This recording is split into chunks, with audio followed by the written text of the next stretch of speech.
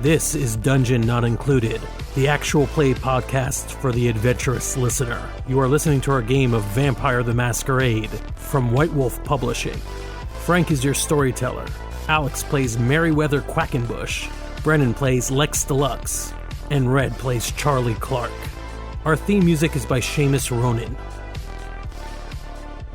I wrote out a long intro, and then instead of hitting save, I just closed. So, screw it. Welcome to Dungeon Not Included, an actual podcast about Non-Productive, whose ethos is screw it. We are playing Vampire the Masquerade second edition-ish, probably. And I think we're leaking into other editions as we move along. Why aren't we playing 5th edition? Somebody actually emailed the podcast and asked, because Vampire 5th edition is coming out, or is out. I don't know. It's out. Like right on the verge. We don't know. Well, I know the answer to that question. The answer to that question is very simple. 5th edition wasn't sitting collecting dust on Frank's shelf. That is actually probably a more accurate. Here's the thing, and this is for game developers who are watching. It's weird. I would want to play Vampire because of the nostalgia factor, and certainly this doesn't track with like D&D or something. I play 5th edition D&D. Or 2nd edition advanced D&D. I'll play any kind, and they're all slightly different. But for whatever reason, I don't know about playing a new edition of Vampire. Like, it feels like it would be a major investment for me to pick up the books, learn how to play the game, and run it. I don't know about that. I wonder. I'm sure they did their market survey, and I'm not typical of most World of Darkness players, but yeah, for me, the books on the shelves are the only reason why I picked up the game. Well, I think with 5th edition, they were attempting to get a few new people like Rebel involved. So, Oh, that's right. The people who aren't dying slowly as they're trying. Yeah, Darker than I expected. For those listening, I'm Red, and I changed my name to Rebel, so that's how I will be referred to from now on in the podcast. Just the penalty of make death. it everything clear. Under penalty of death. If you refer to me in any other way, I will personally come to your house and kill you. So even if you refer to them as their character, that's just outrageous. Yeah, it makes being an actor in this podcast very hard. Here's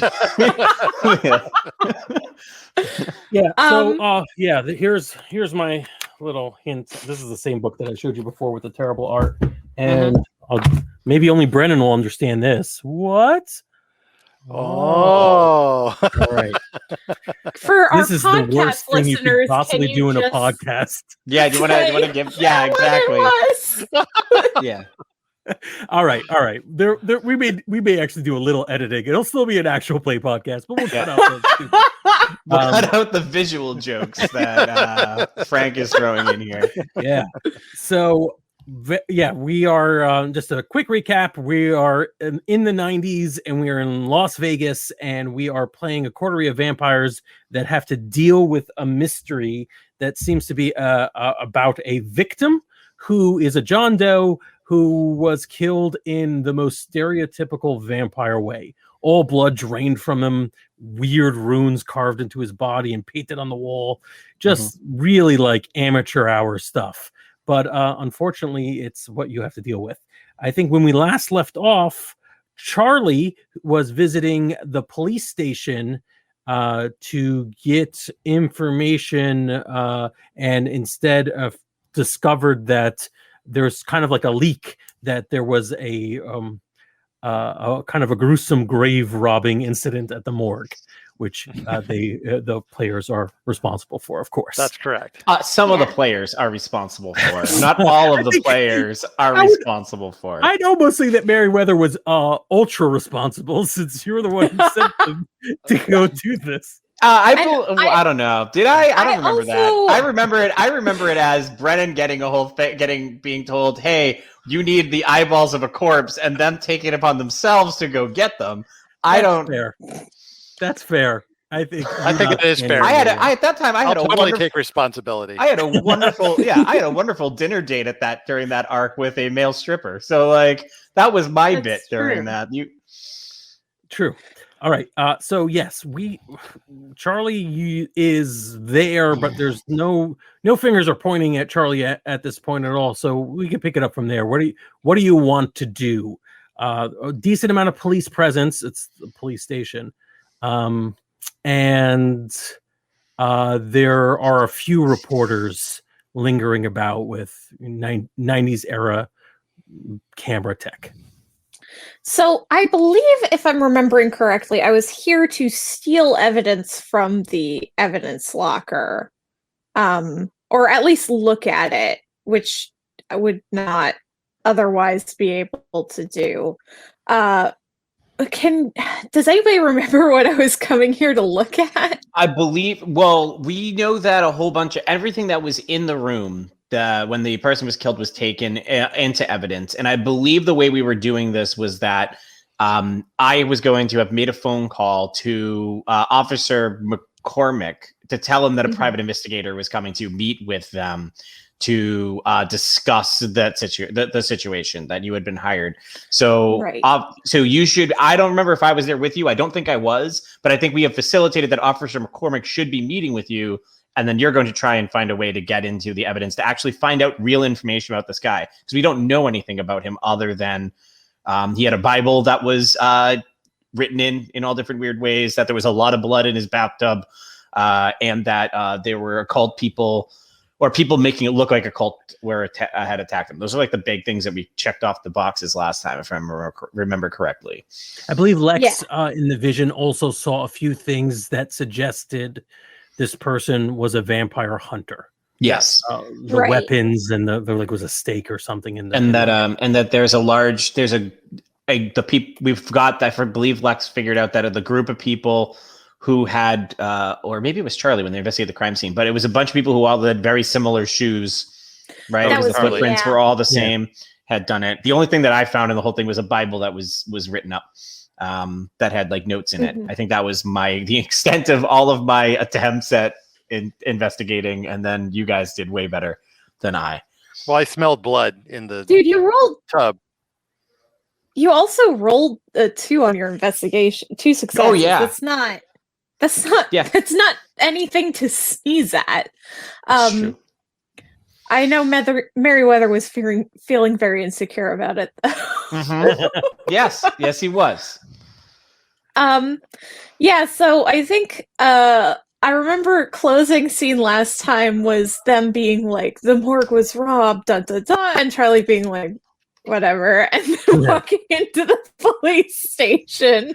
Yeah, I think something that motivates the sort of moves that clock is that Merriweather is apparently calling McCormick right now, the officer, saying there's going to be a private investigator. So you just, sort of doing one of those walk around and leave things would be hard. So all signs point to this. But what I believe we got the name of a reporter last time. I think his name was Gerald.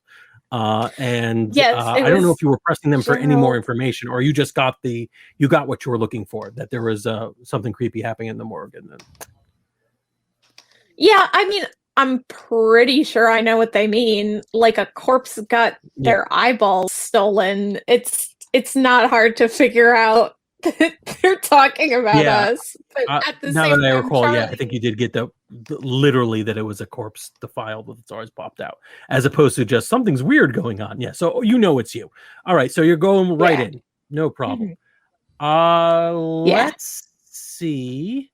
Let's actually pull up your character sheet, get a roll of you interacting with the front desk during all this, whether they want to have any additional people around asking for evidence or help or whatever. And it's at this time that I remember I should open Roll20 for this traditional game. Traditional Rebel Roll20. Perhaps.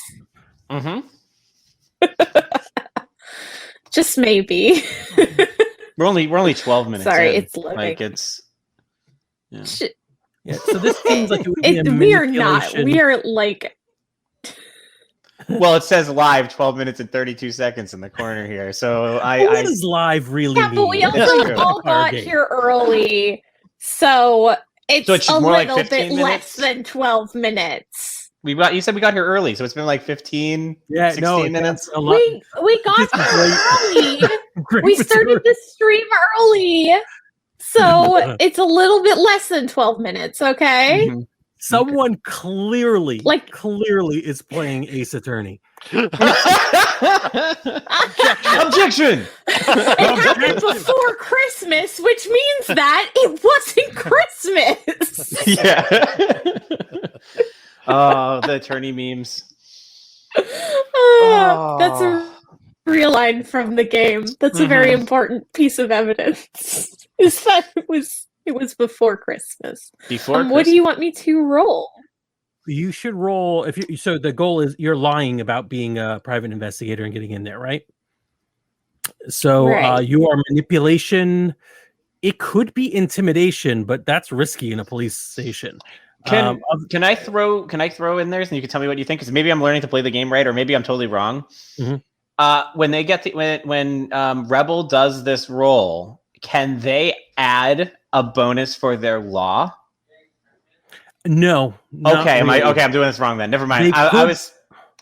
Mhm. So Charlie can make it could be going in there with manipulation law as a Okay. role and saying, listen, I'm going in here. I know everything. I know the case number. I got all this stuff lined up from our previous investigations. The idea being that I'm just going to look really convincing. Okay. Or intimidation by saying, let me in, or something nicer. But I don't know if you have anything nice. I don't think you have Here's persuasion the or- other thing is that I also have a 0 in law because I haven't been a cop since the 1860s. Fair. Investigation, So- whatever. Sure. No fair. Investigation Law would has work too. changed a little bit. Yeah. I think in investigation work as well, it would be based on whatever you got from the morgue. Again, knowing the case number and all the details, it might just make the lie convincing. It's a lie, so it's manipulation, but how you're going to back it up is up to you. So you let me know what skill it is. You could Yeah, I even think I'll theoretically go with, manipulation firearms, but that is incredibly risky. That's incredibly risky. I'm going to go with manipulation investigation because Okay. I'm good at that, and I do have a lot of stuff from the actual crime scene that I can use to Makes sense. be like I've been working on this case as a private eye. Look at all the things I found. Mhm. Mhm. So this is, I think, another situation where you just rolling a 0 is going to be boring. So if you succeed, you set the stage and how you get this information. If you fail, then you tell me what the consequences are of being able to get in. But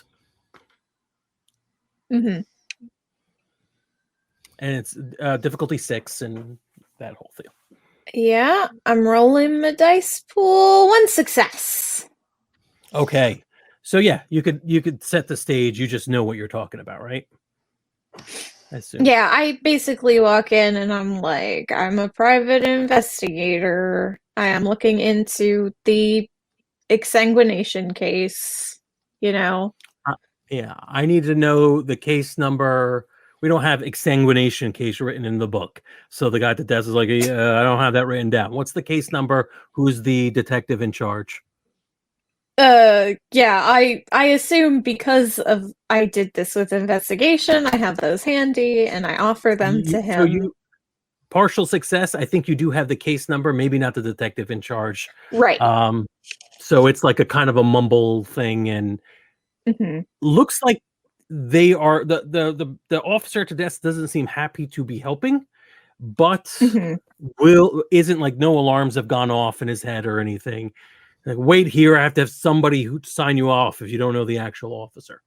So he kind of like calls up on the desk phone, waiting for someone to come sign you in. Whoever the detective on duty is there. So if Right. your thoughts are, if you play it cool, you're going to get away with this. A little bit of time goes, and you play it cool. You want to start Yeah. any trouble, or are you just trying to be just get throughout? What? Mhm. Lex isn't here. Trouble. Yeah. Yeah, that's Lex's MO, not mine. You got to give your players a chance to start trouble. All right, yeah. A few minutes later, a detective comes down, looks you over a lot, and says, "Where are you from?"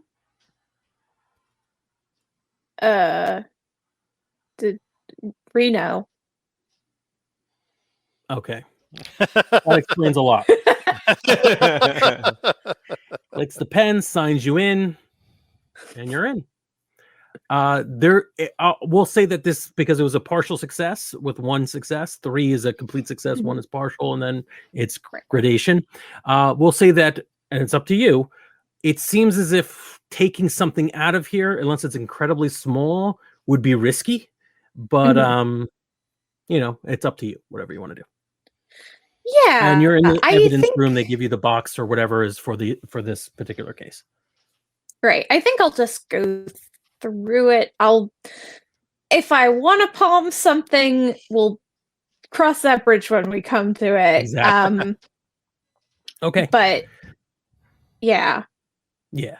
All right. So the box contains a lot of material. It's actually a couple of boxes worth of material for this person. There's a sheet that actually details everything that's in the box, so you don't have to get your hands on everything.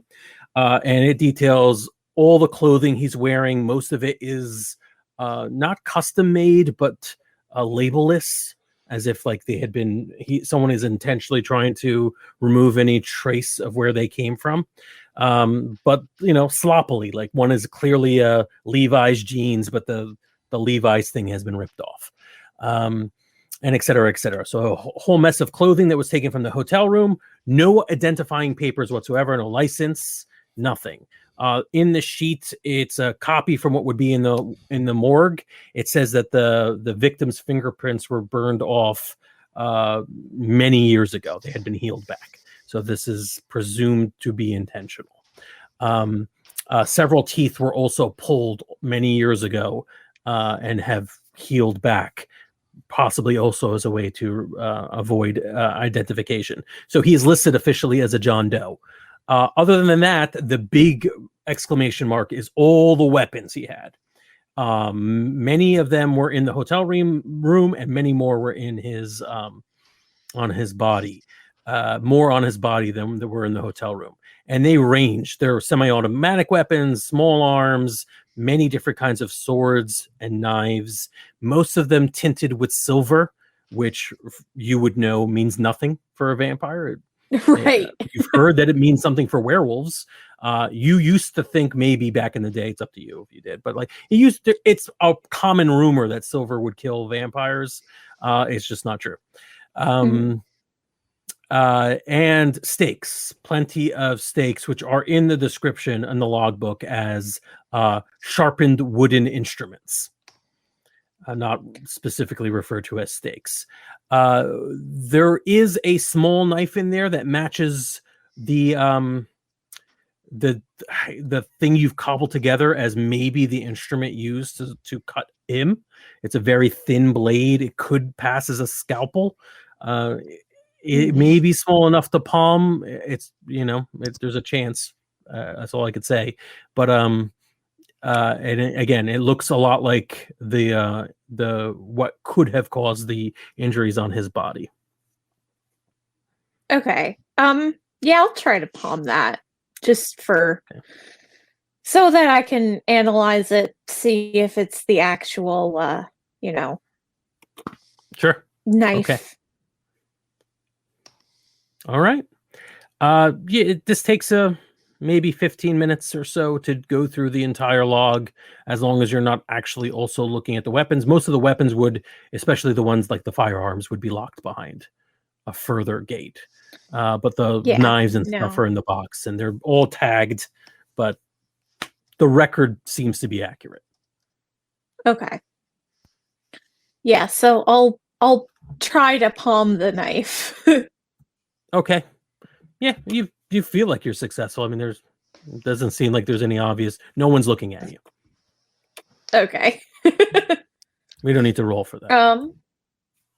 Cool. Yeah, so basically no identification again. Just some weird dude who thought he was a vampire hunter, which if he had silvered weapons, unlikely that he actually was. Right. All right. I don't think there's much more I can get from this. So I think Charlie's just gonna like pack up and leave then. Okay. Would you like to rendezvous back with everyone else? Yeah. So it only took a few minutes to do this, so maybe an hour most of getting there, getting the information, coming back. So we're still in that same night when you were in the hotel room. So still Tuesday night, right? Because Friday's the big to do. So I think we said it was Tuesday. So I don't know what we're if I may, during that time while this is going on. I don't know what Lex is doing. I think Merriweather is on the phone with I'm going to say that he's got a million connections because I think I already have like stats for that. He has connections everywhere because of money and influence. I think he is trying to tap into former movie producers and stuff that have come to town, and he's like going into the producer of the set of the 1978 miniseries for Salem's Lot, the 1987 Lost Boys. He's going into like every vampire thing he can think of to try and get set pieces shipped in to the hotel. Kind of rush because it only got 72 hours to put something together. So I don't think he's got. Because I think we originally said he was going to try and get. He has said that he told Susie that he was going to try and get her stuff from Transylvania. That's not happening in a week.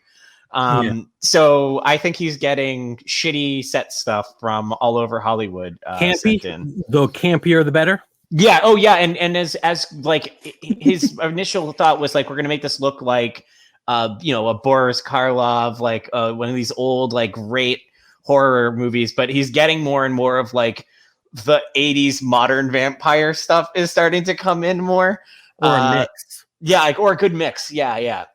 So like he's expecting, he's opening up stuff and he's expecting like, I'm going to get, some really nice old suits and capes, and he's getting like biker jackets and like mullet wigs and all different stuff. Perfect. From Right. So something like this, I don't even need a roll for this. This is fine. You have the contacts for this. What day do you want this set up by? Thursday night. I think that I should at least have the location set up. I don't think we have established where it's going to be yet. I put out feelers for a location at the end of Monday. Lucius does have one piece of information. He says there's actually a new venue being opened up. Rates are rock bottom because it's kind of barely constructed. Sure. But, there is, I mean, it's OSHA. People can get in and out. And there's like, fire control and all that. But it's a new place building pretty close in the center to the strip. It's going to be a new hotel that they're building. Perfect. As then he says, book it. We'll worry about catering later. And I've got a lead on security. So excellent. That's how I spent my hour and a half, whatever time period this was. Lex, did you do anything special during this time? Yeah, I'm looking for a party. That's about right. All right. You definitely I'm hungry, found a party. so yeah. You found a Tuesday night party in Vegas. What kind of vibe are you going for? The kind of everybody's real drunk and loose. There's definitely some drugs involved, so that everybody is open to the possibility of possibly being bitten during the course of this activity. Nice. All right. You find a party like this. It is not really in the seedy part of town. It's not quite on the main strip, but a little bit off of it. And there's loud techno music. Everything is mood lighting. People are doing some exotic drugs. I haven't date checked ecstasy yet, but proto ecstasy, we'll say. And oddly enough, there's like two very strange things about this particular location. On the one side, there's like this pop-up absinthe drinking area. People are trying new forms of absinthe, like they're trying to make it cool again. And it's kind of a hot mess, but there are definitely like models and what have you serving it to people, and people are trying to drink it, trying to pour it on the spoon, trying to do the whole thing, but they're too out of their gourd to really do it well. But it's a cool scene. And then on the other side of the party, still within the same kind of lot, the same area, there is a blood donation thing going on in the middle of the night. There's a little tent popped up, and it says, "Donate your blood to save a human." To save a human. Just any of them. Yeah, Just any human. One less will be drained. And a decent amount of the people who are at the party do find themselves wandering over to the blood donation tent. Let me know if you want to stake out any part of this more than the others before just diving right in. Or you could just dive right in, whatever you want. Well, I'm diving into the absinthe part, but I'm keeping an eye on the blood donation thing because it seems a little weird to me, even to me, that they would be at a party like this taking taking blood from people who are already high and drunk. Yes. So minutes there, and you're just, you could have your pick of anybody here for the most part. I mean, if they recognize you, great, but if they don't, they're going to be into you, obviously. Okay, nice. And you can just sort of whisk them off, and necking them and drinking from them would be almost indecipherable. So much so that it's actually harsing probably your buzz a little bit. Like it's too obvious. The whole thing is too obvious. As far as the donation thing across the lot, you can see that the people running it do not, like you do. I believe you have Auspex, right? Yes, you do. I do. So yeah, you can see that the people across the lot they do not seem like medical professionals. They seem they're not even asking any questions of the people who are sitting down. They're just putting them in a chair, draining their blood, and if somebody complains, they give them a bottle of juice. The people are leaving that area too. Maybe too much blood has been taken from them, but they're still alive. They're walking on their own power. But it's clear this is something. Okay. Well, once I've replenished my blood pool. Okay. How much are you going to drink from victims? I gotta say, setting up blood donations near a party with a lot of people using drugs seems like a really bad idea. Oh yeah, absolutely. So I'm going to check that out next. How many people are you going to, or how many people and how much blood are you aiming to get from this? I'm going to try to. So if from my understanding, 10 points of blood is like draining someone dry. Right? Yes. Yeah, I'm going to probably drain like 2 points from one person and 2 points from another person, and then I'll be full. Okay. So 1 point is relatively minor. People wouldn't even notice it. 2 is a little significant, but in this situation, it's not significant. People are doing this. It's too weird. So you can get away with this, and I don't even need to do any kind of humanity check because you are keeping them alive. Everyone here is ridiculous. There's like it's too much. This isn't a situation that would be monsters we are, less monsters we become. It's too right. So this is my typical MO, just so you know. I like mingle with people, have a little sip here and there as the party goes on. So right, and people are very willing. Maybe they're not, they probably even be willing, knowing fully well that they're being bit and drained of blood. All right, great. So you've got 4 points of blood. 2 people have given you their numbers. Awesome. And I'll keep those. Yeah. And you are free to do what you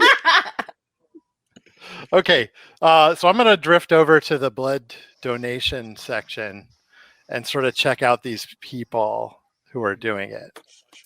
All right. As you approach, the 2 men who are incredibly big, burly, kind of barely fitting in the awkward EMT outfits they are wearing, kind of straighten up and look at each other. and take what seems to you to be guard positions. Like they look more like bouncers than they do EMTs, even though EMTs can be pretty physically fit. And they no offense to any bodybuilding EMTs out there. So. Yeah, exactly. They both approach you. And Okay. you can tell as they're walking, they do have firearms at their sides. Okay. I'll let them approach me. We are about closing up for the night. We don't need any more donations. Oh, that's okay. I was going to make a withdrawal. And the bluntness of this, they kind of look at each other. Mhm. He is a Malkavian. One guy to the other was like, oh. The door to this little like trailer tent thing that they have set up opens up, and a middle-aged white man steps out and says, "That's fine. You can bring him over." And the two guards, EMTs, look at each other and say, we can bring you over for the withdrawal." Mhm. And I'll wander over there. And you basically, Love you're almost, I guess you're in lead. You're walking and they're They're kind just of trailing follow behind me. Yeah. you. Yeah. You get there. There's a man in his seemingly in his mid 40s, very pale pallor, clearly not breathing. Okay. And he beckons you forward and sort of steps out of the trailer and says, "Hello, you are," and he reaches out his hand. I'll shake his hand. Limply. It's not a firm handshake. Your name? Lex. My name is Rogers. I'm new to the area. Greetings. Clearly, you are a fellow Canaanite. And I'm going to look over at his guys. And they're just sort of like dumbfounded. They don't know what they're doing. Okay. Oh, you can speak in front of them. They've been conditioned. So, new to town, are you? Yes.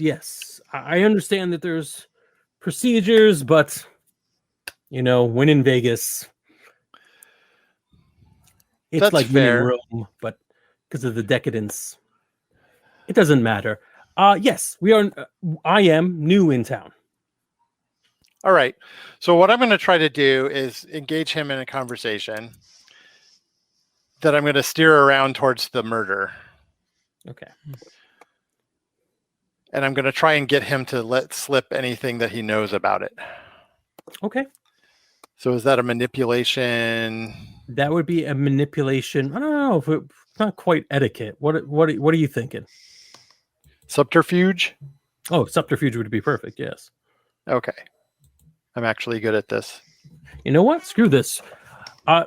More power to the person who created the Roll20 character sheet. It is actually better than I could have ever done. But I'm just going to crack open the actual book and look at the character sheet because it's so much easier. I'm like, I don't know. It's not athletic. Oh, yes. All right. Yeah. And difficulty 6, I assume. Yes.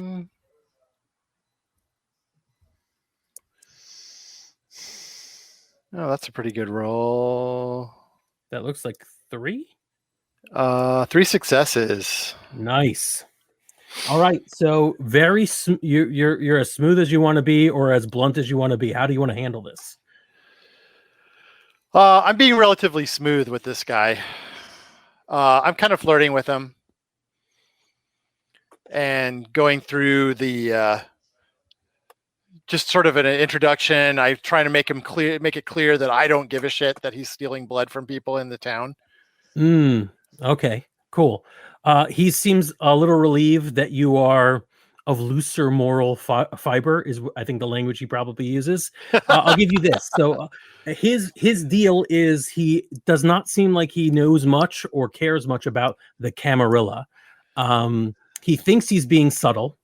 and he keeps using really old language for things, not necessarily as a person who is maybe 100 or 300 years old, the way that Charlie occasionally does, but more like somebody who just who's like Fraser Crane, someone who's just using like exotic language for the sake of just sounding cool. So a giant dork, basically, is what you're saying. Okay, got it. So I say, so did you know that there was a guy that got completely drained of blood here in town? Oh, really? I did not know that, he says, clearly hiding the fact that he didn't know it. Okay. Quite a impressive maneuver.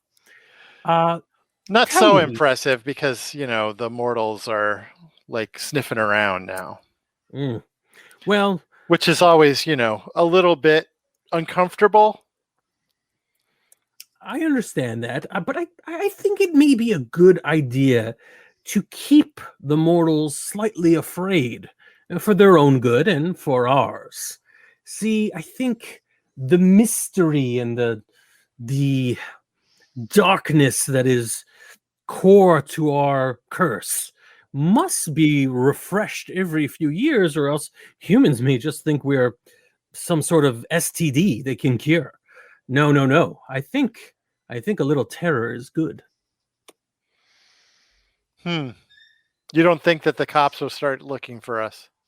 The mortal cops? He says as if there were a bunch of immortal cops that were hanging around. No, that's us, I guess. I'm sure they will try, but well, I would hope that whoever was responsible did a good job of covering up their tracks. Tell me. Does he know that anything about them not covering their tracks at all? Is he lying when he says that? So he seems to think that making a horrible show of vampire murders is a good idea, right? But also that no one's going to track this down. No one's going to find out who really did it. He may just not give a damn if other vampires are hurt. Okay, that's the impression you get. He likes the idea of scaring people. But yeah, clearly you've succeeded. He knows about this thing. He has just enough interest that he may have been involved, or at least he doesn't care that it happened and is encouraging it. So yeah, that you've gotten your answers. He does one more thing. He says, "Do you happen to know other vampires in this city that I can make my acquaintance with?" I'm not terribly interested, as I've said, not terribly interested in the princes and the scourge and the other positions of authority, but people who are like you, like-minded individuals who don't mind getting their hands dirty if there's much to be gained from it. Oh, I'm sure that there's plenty of people who don't mind getting their hands dirty in town. Because the prince is one of them, honestly, if you ask me. The prince of this city. Archie something. Yes. Huh. That's correct. Archie something. Perhaps we miscalculated. Perhaps I miscalculated. Perhaps I misspoke. I'm being rude. Here. It was lovely speaking with you. Just Lex, you were a delight, and it's good to speak with people of your own kind, not this filthy rabble. You get pointing at the two guards who seem offended but still unable to do anything.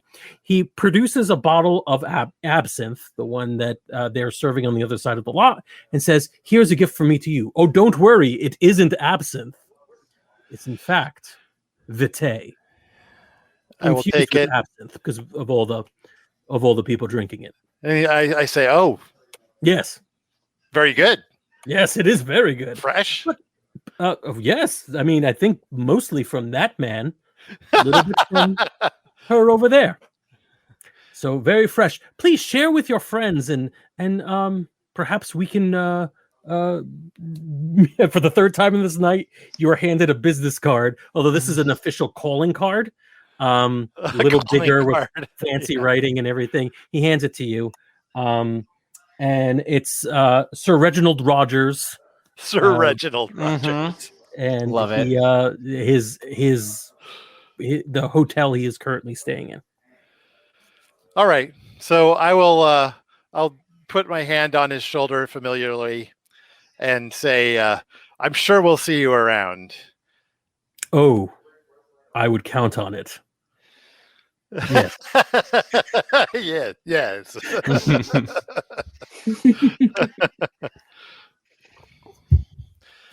And then With I'll 3 nod to players, the- it's very hard to get all 3 of you in the same location. It is. Oh, it's fine though. We need it's good. It's good. Yeah, it's Vampire. fun. I'm What do having you fun. I want? just feel bad. All right, that's your We're hour. all doing our dark bidding, you know. Yes. Yeah. It's a journey. It's not like the whole fellowship stayed together until they dropped the ring off, right? Like that you had to. Right. love that Merryweather's dark bidding is party planning still. Oh, and that's what he's doing. It's something we haven't addressed now because Brendan just did, and I don't know if this is something that we should. I think it would be fun to explore in the next bit if we don't come up with it. Is Merryweather not only has not had any new blood since we started this game because he gave Brendan his last one. I think we established that because I decided to in-game create that Merryweather kind of runs a picks up like people and drains them to along with other hotels in order to kind of give a decent blood flow to the community. That we were going to start taking humanity from me for that concept. Oh, yeah. Right. I think we said that we were going to say that me establishing that was going to cost me a point. So I should be at 3 or 4 left on my list. So you don't have to lose it yet.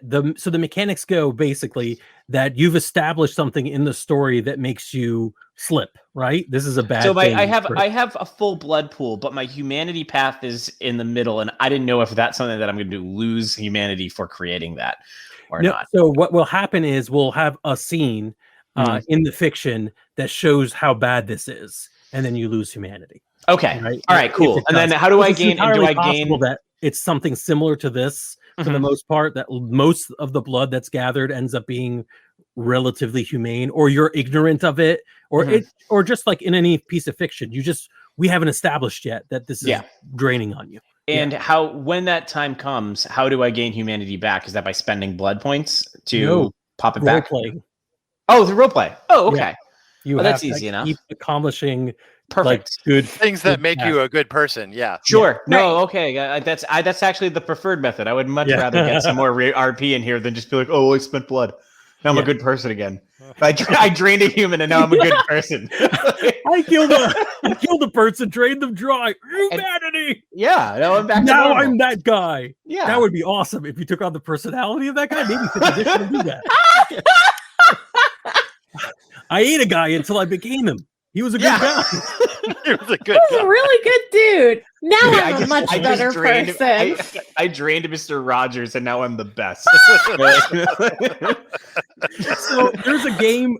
There is a game called Nephilim, which it was a great game. I enjoyed it a lot, but I didn't play a lot of it.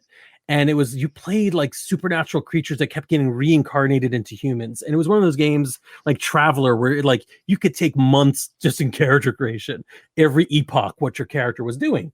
Somewhere along the lines, when we first started playing this game, we found out that people were hunting Nephilim for their blood for ritual magic. And we were like, so you could drink blood and get magic powers? And the GM or the storyteller, whatever it was, I don't know the game mechanic, but the GM said, no, that's not it at all. And we kept doubling down. Like, if I drink everyone's blood, I would gain their powers. And the rest of the game, we just kept trying to kill each other and drink each other's. It was never established in the game that this had any medical benefit. It was awesome. The head of Vecna, but with characters trying to drink each other's blood. No establishment of mechanical benefit. It was ridiculous.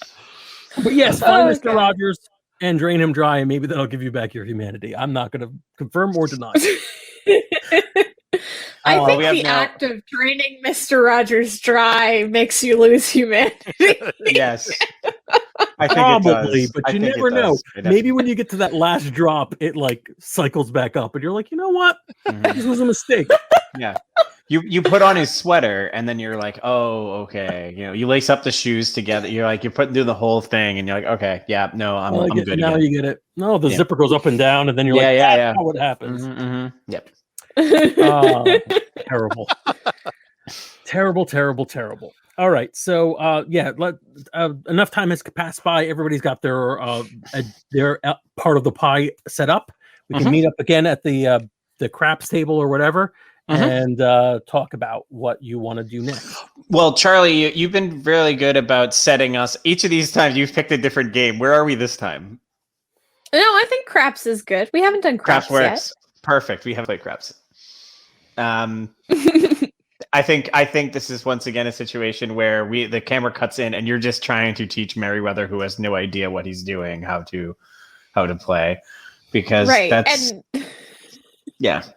And that's so the perspective is Lex walking in and you see us two at the craps table, and I'm like, no, you just roll the dice. There's no cards. But I have 7 cards. I have them. They're right here. You have your hand from the last game. You don't need cards to play craps. It's just you just roll 2 dice. Okay. I roll 2 dice, and Merriweather pulls out 2 d20s, and what the hell are those? Those don't even belong in a casino. What are we? No, nerds? you're right, and he puts them away. They're from. I was just doing some partying in the 70s. It was a thing, you know. Like just met some people. We got accused of witchcraft, wizardry, all different stuff. It was. The church was after us for a while.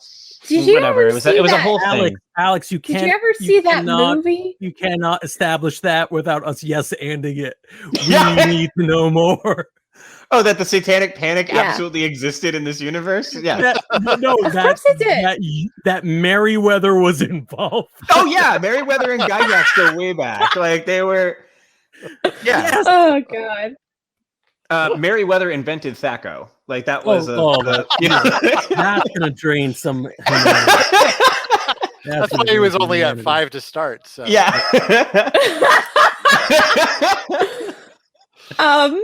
Anyway, Lex walks up and is like, all right, Lex, you play while we discuss. I just wanted to mention that I think there's a group of vampires in town who are like part of a cult or something. I mean, he practically gave me pamphlets. What do you mean they're part of the cult? The dude was doing a blood drive at a party. Mm-hmm. Okay. What kind of party has a blood drive? Was it a charity event? Vampires are running it? Well, yes, I'm taking notes for my own work, but was it a charity event? What was? No, it was like it was some sort of thing with like absinthe, which apparently is cool now. Listen, vampires running blood drives aside, what is this about a cult? Merriweather's just on absinthe, just writing down like, okay, absinthe. Well, he wasn't interested in talking to the prince, but he wanted to get to know all the other vampires in town, apparently so he can recruit them, because that was totally the vibe I was getting. Is it like a cult? You'd be like a sex cult or No, more like a vampire cult. Just like a cult of it. Like, what do they do? Are they just vampires? They're like, fuck the masquerade. And I think Merriweather kind of like taken aback by that. Like, wait, what do you mean? Fuck the masquerade? That's the whole thing. Like, that's our whole thing. Like, this city has a prince. I know. Like I'm saying, they're part of a cult or something. And are they aware of the prince? Like, has... Oh, yeah. He said that he just wasn't interested in talking to him. So there's a not that our prince is. That is kind of against etiquette, isn't it? You're not supposed to come into town without talking to the prince. That's kind of what I was getting at. Is how do we? I'm glad they haven't met the prince, and that they don't have interest in meeting the prince based upon our experience with said royalty. It's probably better off. That said, should we intervene in some way? Because I think we can all agree that the prince isn't and probably shouldn't try to intervene in this. But this also, well, what the guy was saying, can be in danger. And I'm going to take out his card and put it down on the table where we can all see it. Sir Reginald Rogers. Meriwether picks up the card and says, I like that it's raised. Like this is really good. So this is really good. American Psycho of you. Yeah. I got a question here, which is, do you think it's possible that this cult of vampires who said fuck the masquerade staged a vampire murder? Yeah, I think that's totally possible. So could these be the guys we're looking for in regards to the incident? Totally possible. All right. I don't like that. I don't like that at all. They said fuck the masquerade, and they may have staged this. Are we looking at an insurrection, you think? Brewing rebellion? I guess. They seem like rebels, all right. So, I think that maybe we need to meet Sir Reginald. I think that we might, as a group, need to have a discussion about things. We have a corpse on our hand that it sounds like they might be responsible for, and we are literally about to deal with a giant social event around damage control for this situation. Well, I think you guys meeting him would be totally easy because he wanted me to introduce him to some of the other vampires I knew in town.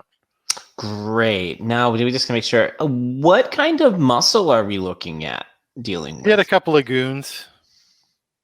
Did it seem like the network was bigger than them, or did it? Well, he definitely said "we" one time when he meant to say "I." Okay. Charlie, so you said when you say he's got goons, do you mean like the Goon Squad goons, or you mean like the Goon Squad goons? All right, that shouldn't be a problem. Okay. I figure they're human. You could probably just shoot them. Yeah. Humans that are shouldn't really be a problem. Was the most badass way of reacting to that. Yeah, 100%. I think that I'm going to set us up a private poker room tomorrow night. What do you think? That sounds cool. I think that would you mind being our dealer tomorrow night at poker? I think I'm expert at playing now after learning. You are not. You are not an expert at playing. I'm going to. How about a go fish table then? How can we establish? We can do. You seem okay at blackjack. All right, blackjack. So we'll have. Yeah.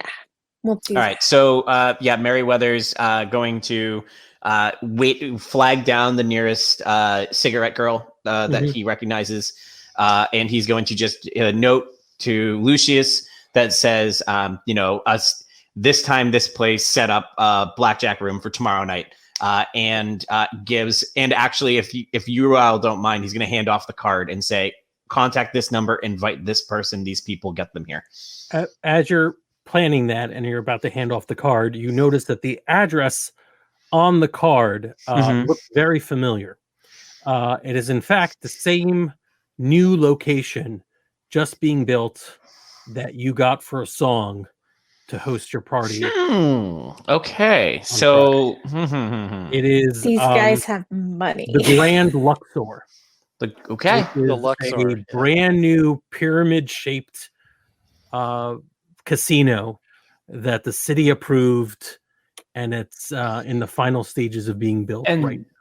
here's the question: the address that was given, is it just the street address, or does it have a room number? Because that's I think basically what I'm trying to establish is how involved. Can I get how involved they are from the detail on this card? Yeah, the fact that they are there at all either means they are squatting in a building being constructed, which means very low, or they are in one of the first rooms that was built and secured and ready for operation, which means very high. Okay. The chances are it's high because this place is already being rented out. Then I'll say to them, as I noticed that on the card, I'll say, and I flip the card to show the address and say, like, this is where I have secured Friday night's venue. In 72 hours, we will be on their turf. I think that we should try and do whatever we need to get whatever we can on our turf between now and then. And if I can arrange it, I'm going to make sure neither I, Lucius, nor either of you step foot here in any part of the preparations for Friday. Does that make sense to everyone? Yeah. I guess so. Okay. Lex, by the way, and this is something I'm going to say this. Put this in there in the past. I haven't. When I set the venue up, I'm going to say that the musical venue, the musical act for the night will be the return of Lex Deluxe to the stage, to the big main stage. It's going to be like an opening. If this is like a brand new place, we're going to be trying to headline you as the musical act. Does that work? Does that work? Does that work for you at this event? I really kind of don't do that anymore, but. Would you think of the groupies? Think of the parties. I get parties and groupies already. Think of the money. Money's probably good. Yeah, right. What do you not have right now? Because I'm pretty sure a high-paying gig will help you get it. A room that's not a closet with people passed out on the ground.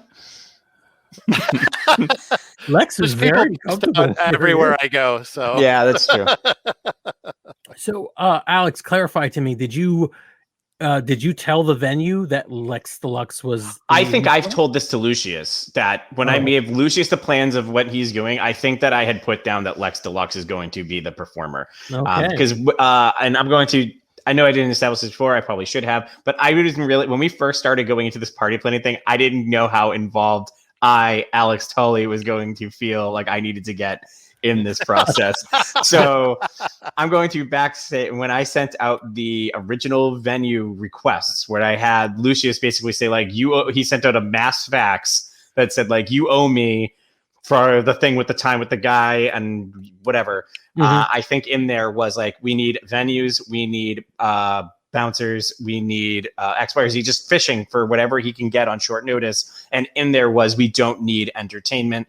We would like you to spread the word about the return of Lex Deluxe. Sure.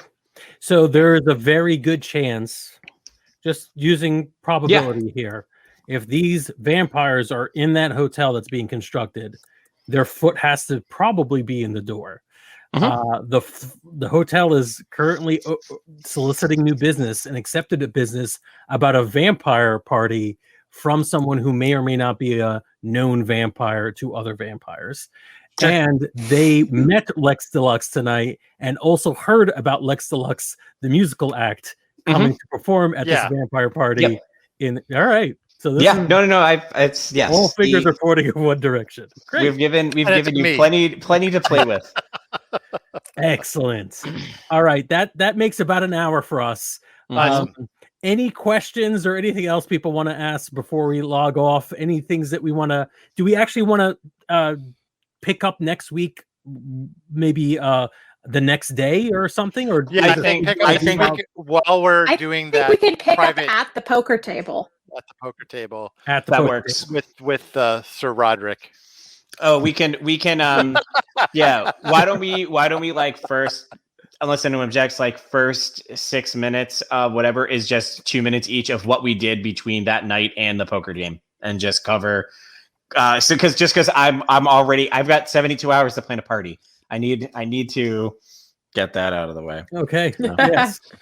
Hey. And we've established the party will be planned. So Yeah. Yes. if you'd Well, like, and part of also, I think that in his head, Merryweather's hoping like if we solve all of this stuff, the party may not have to happen.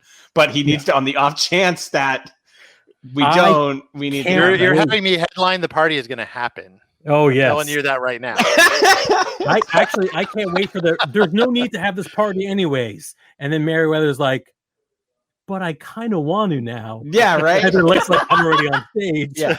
And Charlie is locking the doors and burning it down. All right. So one last question I have for you. What happened to the bottle of blood absinthe? Oh, I still got it. I'm Okay. definitely not going to drink it. Okay. All right. Because I don't trust that guy. All right. I'll play with that temptation next time. Yes. Excellent. All right. Good night, everyone. I hope you enjoyed this game of Dungeon Not Included Vampires in Vegas. If you did, hey, follow us on the Twitters or join us on our Discord and you can yell at us there. Support our Patreon for all the things we do, I guess. I don't know. Don't rate, review, subscribe, the whole nine. Please do send us some money. That'd be great. Top to bottom. Like, comment, subscribe. It's a joy. It's a joy. All right. See you all next week on Dungeon Not Included. That's just not a good sign off. Again, you gotta think it's not going to work. Pigs in space? Yeah, that's what I was thinking. Hey there, we hope you enjoyed this episode of Dungeon Not Included. If you did, please tell a friend and leave us a 5-star review and encouraging comments on iTunes, Stitcher, Google Play, or wherever you get your podcasts. It really does help spread the word for new shows like ours. You can follow the latest from the Dungeon Not Included crew on Twitter at DNI Crew, and over at Facebook at Dungeon Not Included, or at our home on the Non-Productive Network at non-productive.com/DNI Crew, where you can find articles, character sheets, and Patreon exclusives, as well as our latest episodes. Thanks!